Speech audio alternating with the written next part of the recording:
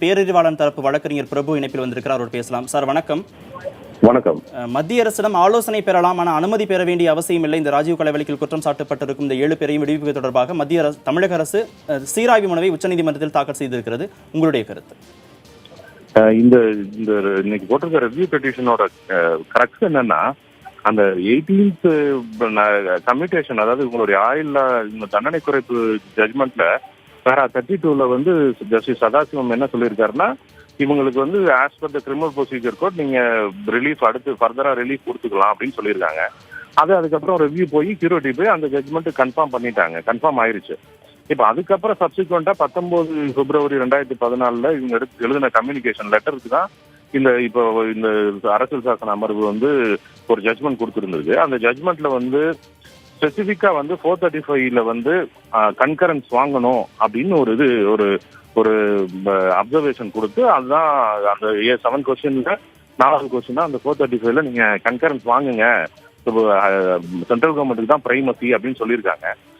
அதை அக்செப்ட் பண்ணிட்டு அந்த ஜட்மெண்ட்டை அக்செப்ட் பண்ணிட்டு தமிழக அரசு அடுத்து 2 மார்ச் 2016 3ஆம் மாசத்துல ஒரு கம்யூனிகேஷன் அனுப்புறாங்க. அதுல கிளியரா அவங்க சொல்றாங்க, இப்படி கன்கரன்ஸ்ன்னு சுப்ரீம் கோர்ட் ஹெல்ப் பண்ணியிருக்க அந்த சுப்ரீம் கோர்ட் ஜட்மெண்ட்டோட ஜட்மெண்ட்டை பேஸ் பண்ணி நான் ஒரு கம்யூனிகேஷன் கொடுக்குறேன், நீங்க எனக்கு பதில் சொல்லுங்க அப்படின்னு கேட்கறாங்க.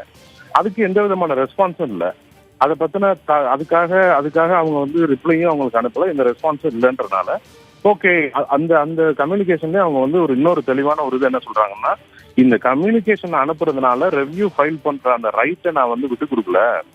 ஏன்னா இந்த 2வது கம்யூனிகேஷன் இன்னொரு சின்ன டெவலப்மெண்ட் என்னன்னா, இதுக்கு முன்னாடி அந்த 7 பேரோட கம்யூனிகேஷன் சுயமா அவங்க அனுப்பிச்ச கம்யூனிகேஷன் வச்சு இவங்களா முடிவெடுத்த மாதிரி இருந்தது. இந்த 2வது கம்யூனிகேஷன்ல அவங்க 7 பேருமே இவங்களுக்கு இப்ப மனு கொடுத்து கன்சிடர் பண்ணுங்க, எங்களோட விடுதலைய ப்ரீமெச்சூர் ரிலீஸை கன்சிடர் பண்ணுங்கன்னு கேட்டு அதை இவங்க அக்செப்ட் பண்ணி இவங்களுடைய விடுதலையை உறுதி செஞ்சுட்டு அவங்க திருப்பி அந்த கம்யூனிகேஷன் கொடுக்குறாங்க. அதுக்கு எந்த விதமான ரிப்ளையும் வரல அப்படின்றதுனால இப்ப ரெவ்யூ ஃபைல் பண்ணிருக்காங்க. அந்த ரெவ்யூல ரொம்ப தெளிவா அவங்க என்ன சொல்றாங்கன்னா, consultation is amount to concurrence அப்படின்னு வெர்பலா நீங்க சொல்ல முடியாது. ஏன்னா அதுக்கு 434 செக்ஷன் 434லயே கன்கரன்ஸ் வாங்கணும்னு இருக்கு.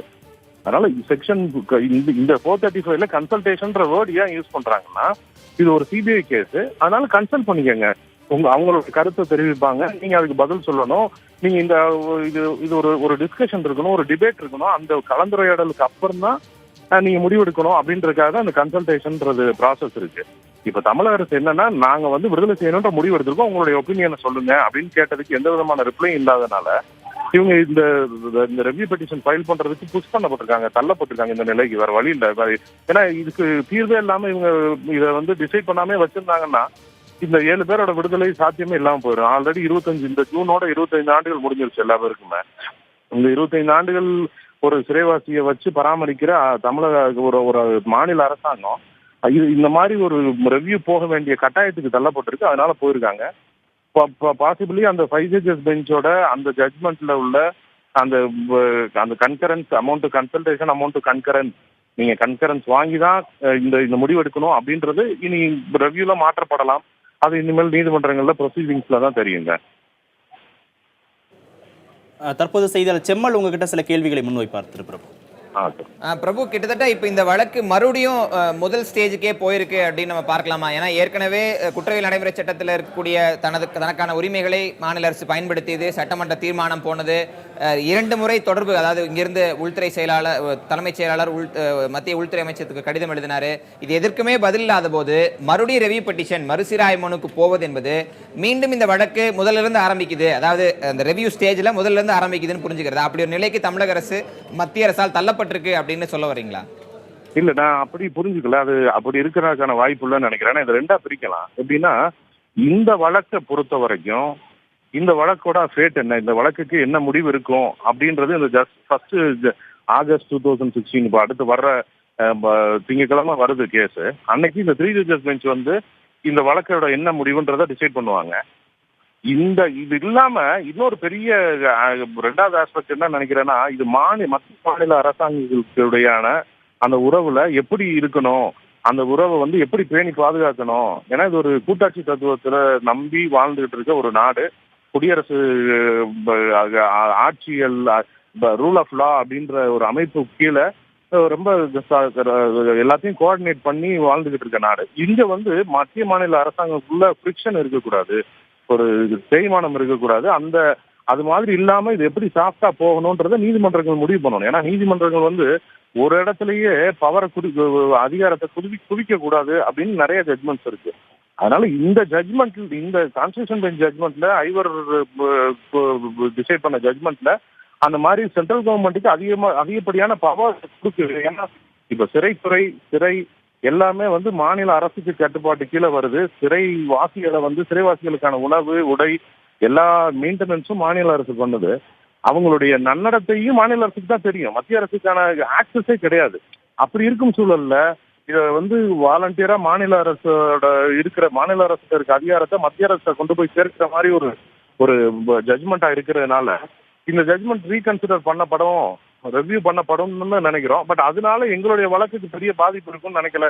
எந்த ஆஸ்பெக்ட்ல நினைக்கலன்னா 161 வந்து அன்டச்சபிள் பவர், 161 ஆஸ்பெக்ட் வந்து கெப்ட் ஓபன். அதனால அந்த விஷயத்துல மாநில அரசு என்னைக்காவது முடிவு எடுக்கலாம். இந்த 1 ஆகஸ்ட் ஜட்மெண்ட் வந்ததுக்கு அப்புறம் open to go with the matter. அதனால அந்த இதுக்கும் இதையும் நான் கம்பைன் பண்ணி பார்க்கல. இந்த ரெவ்யூ பெட்டிஷன் ஃபைல் பண்ணப்பட்டது வந்து இந்த ஆஸ்பெக்ட்ஸ் எல்லாம் கிளாரிஃபை பண்றதுக்கு தான் நான் நினைக்கிறேன் ஒழிய இது முதல்ல இருந்து திருப்பியும் ஒரு ரவுண்ட் ஆஃப் லிட்டிகேஷனுக்கு எங்களை எடுத்து செல்லும் அப்படின்னு நான் நம்பல. ரவுண்ட் ஆஃப் லிட்டிகேஷன் அதாவது தொடக்கத்திலிருந்து செல்லும் அப்படின்ற புரிதல் எனக்கும் இல்லை. ஆனா நான் கேட்பது, அரசியலமைப்பு சட்டம் 161ல போதுமான அதிகாரங்கள் மாநில அரசுக்கு இருந்து அந்த அடிப்படையில் தான் சட்டமன்ற தீர்மானம் போகப்பட்டது. இப்ப நீதிமன்றத்துக்கு அடுத்தபடியாக மிகவும் பலம் வாய்ந்த அமைப்பான சட்டமன்றம், அதனுடைய தீர்மானத்திற்கும் எந்த விதமான பதிலும் இல்லை. 2 முறை தொடர்புகள் இங்கிருந்து வலுவாக அனுப்பப்பட்டிருக்கிறது. அது பல ஊடகங்கள் எல்லாம் செய்திகளாக வெளியாகிருக்குது. அரசியல் சாசன அமர்வும் இது குறித்து எல்லாம் விசாரித்து தான் ஒரு தீர்ப்பை வழங்கியிருக்கிறார்கள். இப்ப மறுபடியும் அதற்கு எதிராக ஒரு மறுசீராய் மனு அப்படின்னு போகும்போது இவர்களது விடுதலை என்பது தாமதமாவதற்கான வாய்ப்பு ஏற்படுமா? இல்ல, அது வந்து தமிழக அரசோட கையில தான் இருக்கு. தமிழக அரசு ஒரு தெளிவான ஒரு காத்திரமான முடிவெடுக்க வேண்டிய கட்டாயத்துல இப்ப தள்ளப்பட்டிருக்கு. எப்படின்னா இங்க நிலுவையில் இருக்க வழக்கோட தன்மை என்னன்னா, அதாவது நீங்க வந்து இந்த 5 ஜட்ஜஸோட ஜட்மெண்ட்டுக்கு எதிரான ரெவ்யூவை தள்ளி வச்சிருங்க. ஏன்னா அது வந்து அகாடமிக் கொஸ்டின்ஸ், அந்த 7 கேள்விகளுக்கான பதில தான் அது கொடுக்குது. அது ஒரு பக்கம் இருக்கட்டும்.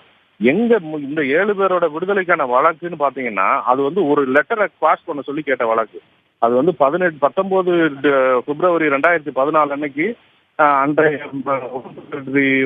சீஃப் செக்ரட்டரி வந்து இங்க உள்ள ஹோம் மினிஸ்ட்ரிக்கு கம்யூனிகேட் பண்றாங்க. இப்படி நாங்க விடுவிக்கணும்னு முடிவு எடுத்திருக்கோம், உங்களுடைய கன்சல்டேஷனுக்காக வெயிட் பண்றோம், நீங்க 435 கீழே எங்களுக்கு கன்சல்டேஷன் எங்களுக்கு ஒப்பீனியன் கொடுங்க, இல்லைன்னா 3 days நாங்கள் முடிவு எடுப்போம் அப்படின்னு ஒரு கம்யூனிகேஷன் கொடுக்குறாங்களா. அந்த கம்யூனிகேஷன் தான் இன்னைக்கு எங்களோட வழக்கா இருக்கு. அந்த கம்யூனிகேஷனை சேலஞ்ச் பண்ணி அதை குவாஷ் பண்ணுங்கன்னு கேட்கிற பிரேயரோட தான் ஒரு வழக்கு பெண்டிங் இருக்கு. எங்களுடைய அந்த ஆஸ்பெக்டை இன்னும் டிசைட் பண்ணல. இந்த கான்ஸ்டிடியூஷன் ஜட்ஜ்மெண்ட்டும் அந்த ஆஸ்பெக்டை டச் பண்ணல. அது 1ஆம் தேதி வரப்போகுது. அப்போ நாங்க சொல்ல போறோம் என்னன்னா, மத்திய அரசோட அந்த 19 பிப்ரவரி ஜட்ஜ்மெண்ட்டுக்கு 19 பிப்ரவரி கம்யூனிகேஷனுக்கு அப்புறம் 2 மார்ச் 2016 ஒரு கம்யூனிகேஷன் கொடுத்து ஆட்டோமேட்டிக்கா அந்த பழைய கம்யூனிகேஷன் இன்ஃபெக்சஸ் ஆயிடுச்சு. எந்த மேட்டர் எதுவும் பெண்டிங் இல்லை அப்படின்னு சொல்லி இந்த மேட்டர் நாங்க க்ளோஸ் பண்ணணுன்றதான் எங்களோட வியூ. தமிழக அரசும் மேக்சிமம் அது மாதிரியான வியூ தான் எடுப்பாங்கன்னு நினைக்கிறேன். ஜட்ஜஸும் அந்த மாதிரி வியூஸ்ல தான் இருக்கிற மாதிரி போன ஹியரிங்ல எங்களுக்கு ஒரு இம்ப்ரெஷன் இருந்தது.